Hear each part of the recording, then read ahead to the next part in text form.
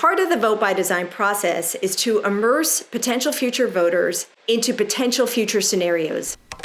I think it's really exciting for all students to learn scenario planning and design thinking, not just when they're solving a novel problem, but even how they handle uncertainty in their everyday. Last Saturday, the third Category 5 hurricane in the last 3 years hit Florida. The president has called a press conference to inform the nation of the steps he or she would like to take.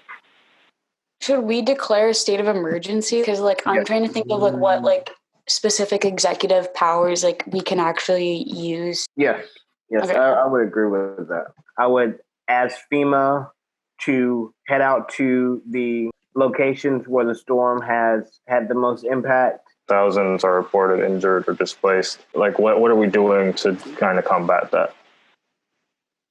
I guess it almost goes back to sort of having to communicate that empathetic side of the president and sort of showing your support and that you're standing with those families. I'm just not exactly sure how to put that into words. So Jonathan's president and Tejan is the press secretary, right? So I started on the press briefing. If you guys want to add a little on to it.